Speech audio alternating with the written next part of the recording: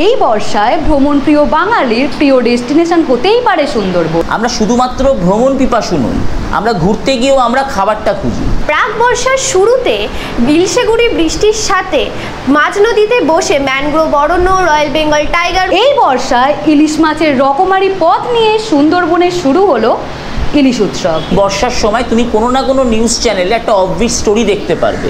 আমরা যখন কোনো ট্রাভেল জার্নালিজম মানে হচ্ছে যেখানে আমরা কোনো একটা জায়গাকে আমরা তুলে ধরব, আমরা বিভিন্ন সময় আমরা শীতকাল বলো বর্ষাকাল বলো সাংবাদিকরা বিভিন্ন জায়গাকে তুলে ধরে।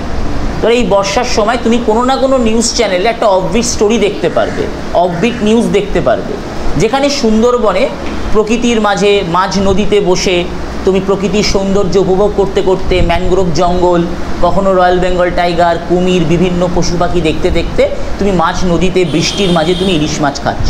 তো এটা বাঙালির কাছে একটা আলাদা আবেগ, কারণ আমরা বাঙালিরা আমরা শুধুমাত্র ভ্রমণ পিপাসু নই, আমরা ঘুরতে গিয়েও আমরা খাবারটা খুঁজি, আমরা খাদ্য রসিকও বটে। বা সেটা যদি বাঙালির পাতে ইলিশ মাছ পড়ে তো বাঙালির আর কোনো কথাই নেই। তো এটা বাঙালিকে জানাতে হবে, আমরা প্রত্যেকেই জানি, কিন্তু যেই সময়ে যেটা এটা সাধারণ মানুষকে তোমাকে রিপোর্ট করতে হবে, জানাতে হবে।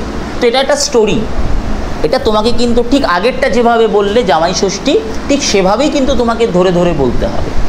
কোনো তাড়াহুড়ো নেই, তুমি সেই লোকেশানে দাঁড়িয়ে রয়েছো, সেই লোকেশানে ইলিশ উৎসব শুরু হয়েছে। দেখবে এখন আমাদের কলকাতার প্রচুর রেস্তোরাঁগুলোতে কিন্তু ইলিশ উৎসব চালু হয়, শুরু হয়ে গেছে ইলিশের বিভিন্ন রকম পদ দিয়ে।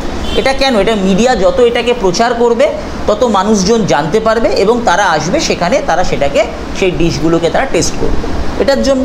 তো এটাই যদি প্রকৃতির কোলে বসে হয়, সুন্দরবনে বাঘ দেখতে দেখতে হয়, ম্যানগ্রোভ অরণ্য দেখতে দেখতে হয়, তো এটা একেবারেই মন্দ নয়, জমে যাবে।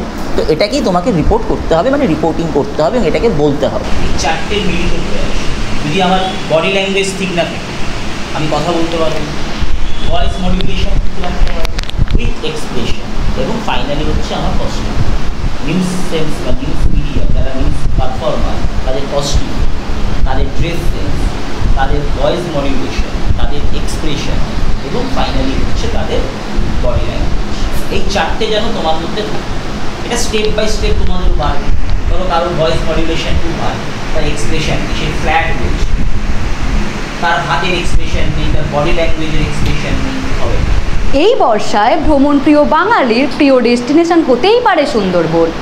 প্রাক বর্ষার শুরুতে ইলশেগুড়ি বৃষ্টি আর মাঝ নদীতে বসে ম্যানগ্রোভ অরণ্য, কুমির, রয়্যাল বেঙ্গল টাইগার সহ বহু প্রজাতির পশু পাখি দেখতে দেখতে বাঙালির পাতে পড়বে ইলিশ মাছ।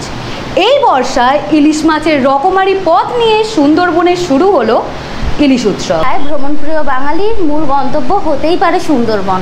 সুন্দরবনের মাঝ নদীতে বসে সেখানে রয়্যাল বেঙ্গল টাইগার, ম্যানগ্রোভ অরণ্য, কুমির দেখতে দেখতে বাঙালির পাতে পড়তে পারে ইলিশ মাছ। ইলিশের নানা রকমারি পদ নিয়ে এবার সুন্দরবনে শুরু হচ্ছে ইলিশ উৎসব। এবারের বর্ষায় ভ্রমণপ্রিয় বাঙালির ডেস্টিনেশন হতেই পারে সুন্দরবন।